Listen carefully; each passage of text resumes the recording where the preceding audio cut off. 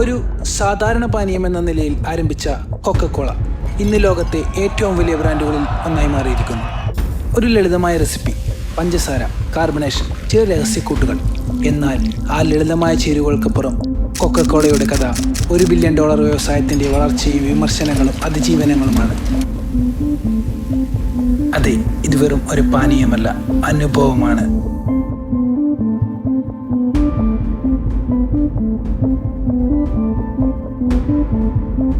1886 അറ്റ്ലാന്റയിലെ ഒരു മഞ്ഞു പെയ്യുന്ന വൈകുന്നേരം ജേക്കബ്സ് ഫാർമസിയിലെ പരീക്ഷണശാലയിൽ ഡോക്ടർ ജോൺ സ്റ്റിറ്റ് പെമ്പർട്ടൺ തന്റെ പുതിയ മരുന്നിന്റെ പരീക്ഷണത്തിലാണ്.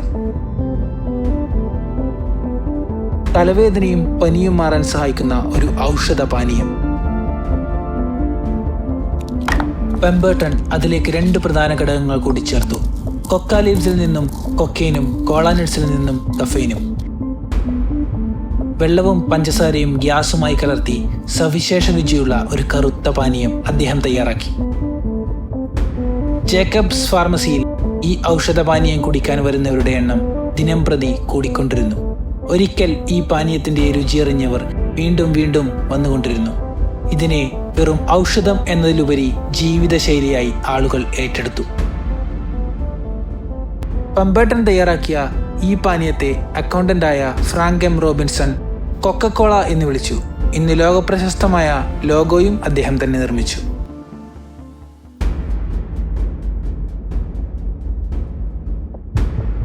പെമ്പർട്ടൺ മരിച്ചതിനു ശേഷം ബിസിനസ്സുകാരനായ ആസ ഗ്രിഗ് സ്കാൻലർ കൊക്കക്കോളയുടെ ഉടമസ്ഥാവകാശം സ്വന്തമാക്കി. സ്കാൻലറിന്റെ മാർക്കറ്റിംഗ് തന്ത്രങ്ങൾ മൂലം കൊക്കക്കോളയ്ക്ക് അമേരിക്കൻ ജനതയുടെ ഇടയിൽ വൻ സ്വീകാര്യത ലഭിച്ചു.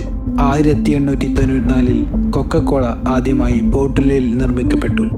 ഗ്ലാസ് ബോട്ടിലിൽ പാനീയം വിപണിയിൽ എത്തിച്ചത് കൊക്കക്കോളയുടെ പ്രചാരത്തിന് കൂടുതൽ വേഗത കൂട്ടി.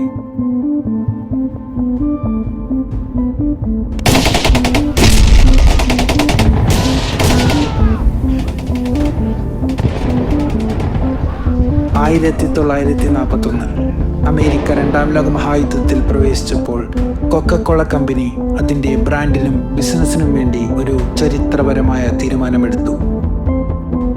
ഓരോ സൈനികനും എവിടെയായാലും 5 സെന്റിന് ഒരു ബോട്ടിൽ കൊക്കക്കോള ലഭിക്കണം. ഈ ലക്ഷ്യം നിറവേറ്റാൻ കൊക്കക്കോള 60ഓളം ബോട്ടിലിംഗ് പ്ലാന്റുകൾ വിവിധ ഭൂഖണ്ഡങ്ങളിൽ സ്ഥാപിച്ചു.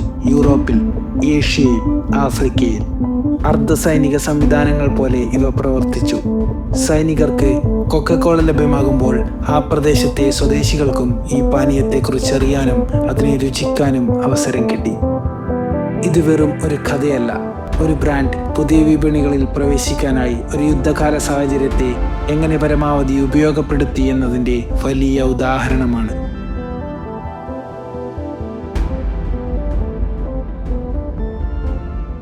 കൊക്കക്കോളയുടെ ചരിത്രത്തിൽ, പ്രത്യേകിച്ച് ഇന്ത്യയിലെ ചില സംഭവങ്ങൾക്ക് ചുറ്റുമുള്ള വിവാദങ്ങൾ സാമൂഹ്യമായും പാരിസ്ഥിതികമായും വലിയ ശ്രദ്ധ നേടി. ഈ വിഷയത്തിൽ ഏറ്റവും പ്രസിദ്ധമായ ഉദാഹരണമാണ് പ്ലാച്ചിമട വിവാദം. പ്ലാച്ചിമടയിലെ കൊക്കക്കോള പ്ലാന്റ് 2000-ൽ പ്രവർത്തനം ആരംഭിച്ചു.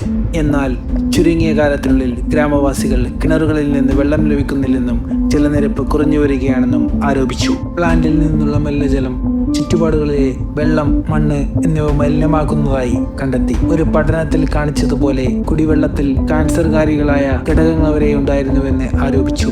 പ്ലാന്റിൽ നിന്ന് പുറത്തേക്ക് പോകുന്ന മാലിന്യങ്ങൾ ഗ്രാമപ്രദേശങ്ങളിലേക്ക് വളം എന്ന പേരിൽ കയറ്റി അയച്ചു. പക്ഷേ അതിൽ വിഷാംശങ്ങളടങ്ങിയ പല പദാർത്ഥങ്ങളും ഉണ്ടായിരുന്നു. ആദിവാസി വനിതകളെയും ഉൾപ്പെടുത്തി വലിയ ജനപ്രതിഷേധം സംഘടിപ്പിക്കപ്പെട്ടു. ഇത് അന്താരാഷ്ട്ര ശ്രദ്ധ നേടുകയും ചെയ്തിരുന്നു. തൊഴിലാളികളുടെ അവകാശങ്ങൾ, ആഗോള വിമർശനങ്ങൾ, പാരിസ്ഥിതിക പ്രശ്നങ്ങൾ. കൊക്കക്കോള കമ്പനിക്ക് ആഗോളമായി സുസ്ഥിരതയ്ക്കുള്ള പ്രതിബദ്ധതയുടെ ഭാഗമായി പല കോർപ്പറേറ്റ് സോഷ്യൽ റെസ്പോൺസിബിലിറ്റി പദ്ധതികളും ഉണ്ടെങ്കിലും പല സാമൂഹിക പാരിസ്ഥിതിക പ്രശ്നങ്ങളും ആരോപണങ്ങളും ഇപ്പോഴും അതിൻ്റെ ചരിത്രത്തെക്കുറിച്ച് ചോദ്യങ്ങൾ ഉയർത്തുന്നു.